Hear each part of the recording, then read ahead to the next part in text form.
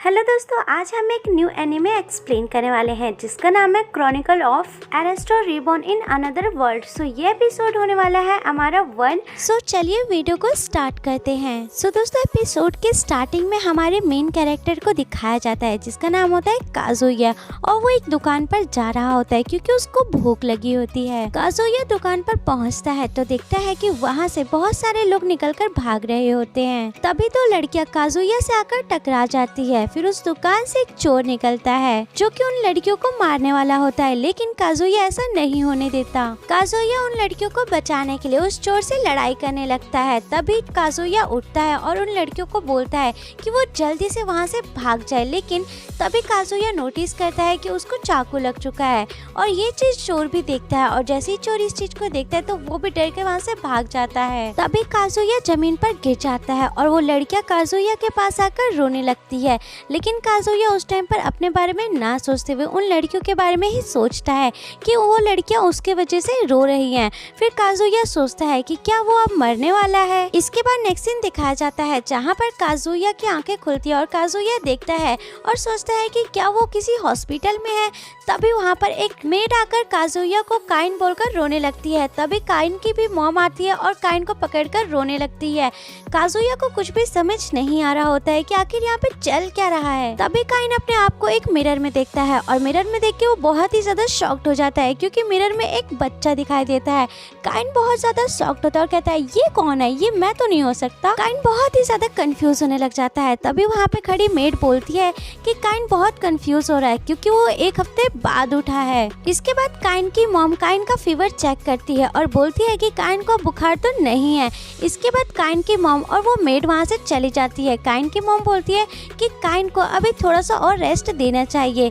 इसके बाद काइन वहाँ पर अकेला होता है और अपने आप को मिरर में देखता है और बोलता है कि ये बच्चा मैं आखिर कैसे बन गया। फिर काइन सोचता है कि पहले वाली दुनिया में मैं उन दोनों लड़कियों को बचाते हुए शायद मर गया और मैं अब रेनकार्डनर बन गया हूँ। फिर काइन सोचता है कि चलो छोड़ो, अब यहाँ की चीजें देखी जाए, और काइन यहाँ की चीजें देखने लगता है। तभी वहाँ पर वो मेड आ जाती है और काइन जिस तरीके से वहाँ पर चेक करा था सभी चीजें, उस मेड को लगता है कि शायद काइन ने बिस्तर गीला कर दिया है, जिसकी वजह से वो मेड आकर काइन के कपड़े खोलने लगती है, जिसकी वजह से काइन बहुत ज्यादा शर्माने लगता है और बोलता है अरे आखिर ये तुम क्या कर रही हो। इसके बाद वो मेड काइन को खाना खिलाकर वहाँ से चली जाती है। इसके बाद काइन को सारी बातें समझ में आती है और उसको पता चलता है कि वो अभी जिस फैमिली में वो एक नॉर्मल फैमिली से बिलोंग करती है। उसके डैड का नाम गाम होता है और उसकी मॉम का नाम सारा होता है। सारा गान की दूसरी वाइफ होती है। काइन की एक 5 साल की सिस्टर भी होती है जिसका नाम रेन होता है। काइन के फादर की पहली वाइफ का नाम मारिया होता है और उसके 2 बेटे होते हैं, जेन और एलेक।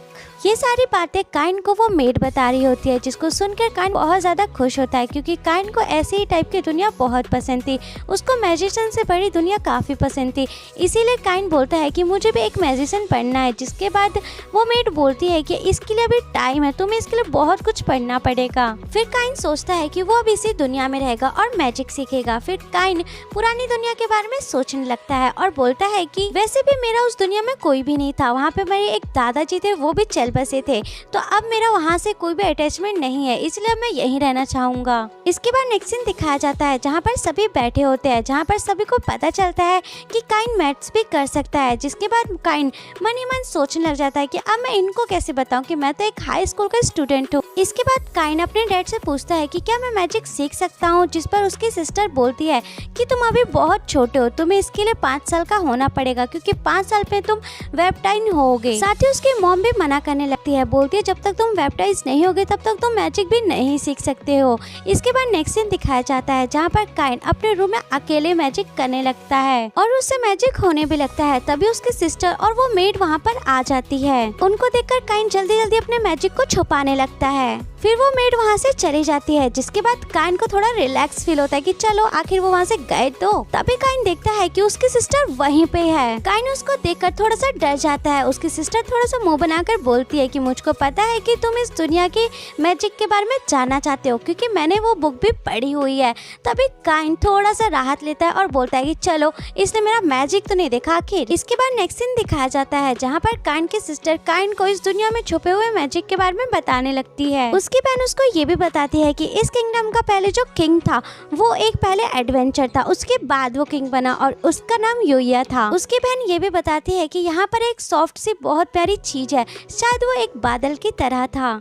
उसकी सिस्टर की ये सारी बातें सुनकर काइन को बाहर जाने का बहुत मन करता है, लेकिन काइन बाहर नहीं जा पाता है क्योंकि उसको अभी भी 2 साल का वेट करना होता है। इसके बाद नेक्स्ट सीन दिखाया जाता है, वहाँ पर काइन पूरे 5 साल का हो चुका होता है। वहाँ पर बेसिकली सभी लोग काइन के वेब डिजाइन के लिए गए होते हैं। फिर एक वहाँ पर कार्ड निकलता है, उस कार्ड के जरिए काइन अपनी सिस्टर से पूछता है कि मैजिक स्टेटस क्या होता है, जिसके बाद काइन की सिस्टर उसको अपने मैजिक स्टेटस के बारे में बताती है। फिर काइन देखता है कि उसकी सिस्टर के पास 4 एलिमेंट भी होते हैं और प्रोटेक्शन भी है। इसके बाद काइन की मॉम उससे बोलती है कि तुम्हारी सिस्टर के पास 2 प्रोटेक्शन है और ये प्रोटेक्शन गॉड से मिलते हैं। इसके बाद वो सभी एक टेम्पल में चले जाते हैं जहाँ से गॉड का प्रोटेक्शन मिलता है। जिस टेम्पल में वो सभी जाते हैं उस टेम्पल में 7 गॉड की मूर्तियाँ रखी होती है। उन गॉड की पूजा करने के बाद ही वेब टब मिलता है, जिसके बाद काइन भी उन गॉड की पूजा करने लगता है। तभी उन सभी मूर्तियों में से एक बहुत ही अजीब सी रोशनी निकलने लग जाती है, जिसको देख के सभी बहुत हैरान हो जाते हैं। तभी काइन उन मूर्तियों के अंदर चले जाता है। फिर गॉड काइन को बोलते हैं कि इस दिन का तो हम काफी समय से इंतजार कर रहे थे, लेकिन काइन वहाँ पर काफी ज्यादा शॉक्ड हो जाता है और बोलता है कि इस चीज के बारे में तो मुझे किसी ने नहीं बताया था कि गॉड खुद मेरे सामने आकर मुझे बैप्टाइज करेंगे। उन सभी गॉड में से एक गॉड बोलते हैं कि मैं गॉड ऑफ क्रिएशन हूँ। फिर वो एक राइन नाम के गॉड को बोलता है कि जल्दी से उसके रेनकार्नेशन के बारे में बताओ। फिर रेन गॉड बोलती है कि मैं डेथ कार्नेशनर और रेनकार्नेशनर गॉड हूँ, तुम्हारी डेथ बहुत ही अलग तरीके से हुई थी, तुम उन 2 लड़कियों को बचाते हुए मर गए थे। फिर वो गॉड काइन को बताती है कि अगर तुम उन 2 लड़कियों को नहीं भी बचाते तो भी वो चोर फिसल के गिर जाता और लोग उसको पकड़ लेते और तुम्हारी डेथ नहीं होती। ये सारी बातें सुनकर काइन बहुत रोने लगता है और बोलता है कि मैंने शायद फालतू में अपनी जान गंवा दी। फिर वो गॉड बोलती है कि हाँ तुम्हारी डेथ गलत हुई, लेकिन फिर भी तुमने अच्छा काम किया, इसलिए मुझे गॉड जनरेशन ने बोला कि तुम्हारे को एक रेन कार्डिनेटर बनाना चाहिए, इसीलिए मैंने तुम्हें इस दुनिया में एक रेन कार्डिनेटर बना दिया था और मैंने तुम्हारी मेमोरी भी ब्लॉक कर दी थी, लेकिन तुम्हारी मेमोरी अचानक से जब तुम 3 साल के हुए तो वापस आ गई। इसके लिए वो गॉड काइन से माफी भी मांगती है, लेकिन काइन बोलता है अरे नहीं, आप मेरे से माफी मत मांगो, अगर मेरी मेमोरी आई इसीलिए मैं पढ़ लिख पाया और मुझे इतनी प्यारी फैमिली भी मिली। तभी ये बात सुनकर गॉड ऑफ मैजिक बहुत ही इम्प्रेस हो जाती है और काइन को प्रोटेक्शन दे देती है। इसके बाद एक एक करके सभी गॉड भी अपने अपने प्रोटेक्शन काइन को दे देते हैं।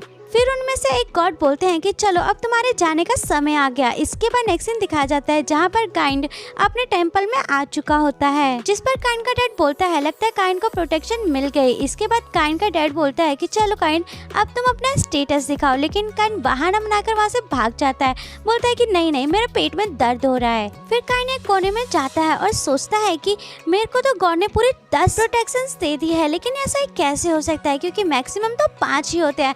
तब काइन को समझ में आता है अच्छा आखिर उस टाइम पर वो गॉड हंस क्यों रहे थे। काइन सोचता है कि अब मुझे किसी भी तरीके से अपने स्टेटस को छुपाना होगा। तभी वो गॉड बोलते हैं कि इसके लिए तुम अपने स्टेटस काउंसिल का यूज करो। काइन इसी का ही यूज करता है। इसके बाद नेक्स्ट सीन दिखाया जाता है जहाँ पर काइन अपने पेरेंट्स के साथ होता है। तभी उसकी सिस्टर बोलती है कि काइन अब तुम ठीक तो हो ना। इसके बाद काइन के डैड बोलते हैं कि काइन चलो अब तुम अपना स्टेटस दिखाओ। इसके बाद काइन अपना स्टेटस दिखाता है, जिसको देखकर वहाँ पे सभी लोग शॉक्ड हो जाते हैं और उसके डैड बोलते हैं कि काइन तुम्हें तो सारे गॉड ने प्रोटेक्शन दे दिया है और तुम्हारा स्टेटस भी बहुत कमाल का है। ये देखकर काइन बोलता है अरे ये क्या हो गया, ये तो मुझे छुपाना था। उसका डैड बोलता है कि इवन हाई लेवल का भी 500 का होता है, लेकिन तुम्हें इतना सारा कैसे मिल गया, इवन तुम तो अभी 5 ही साल के हो। फिर उसका डैड बोलता है कि तुम्हें अपने इस स्टेटस को छुपाना होगा वरना तुम पर सभी शक करने लग जाएंगे। काइन अपने डैड की बात मान लेता है और अपने स्टेटस को छुपाने लगता है। इसके बाद नेक्स्ट सीन दिखाया जाता है जहाँ पर काइन अपने रूम में होता है और एक मैजिक की बुक देता है। जिसके बाद काइन सोचता है कि मैं अब एक फ्लफी एनिमल को भी समन कर सकता हूँ। जिसके बाद काइन फ्लफी एनिमल को समन करने लगता है, लेकिन वहाँ पे फ्लफी एनिमल की जगह पर एक मॉन्स्टर आ जाता है।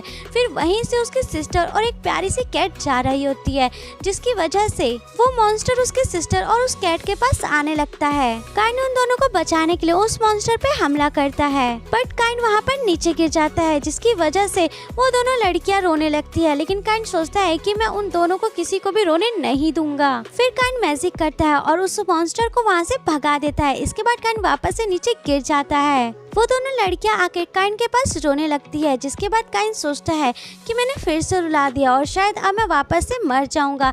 इसके बाद काइन वापस से बैठ जाता है और सोचता है कि मैं अभी नहीं मरा। फिर काइन की सिस्टर उसको हक करके हंसने लग जाती है, जिसके बाद काइन उसको हंसते हुए देखता है और बोलता है कि अभी ये दोनों मेरी वजह से नहीं रो रही है, इसका मतलब ये खुश है। फिर काइन सोचता है कि अब मैं इस दुनिया में किसी को भी नहीं रोने दूंगा, मैं सबको खुश करूंगा।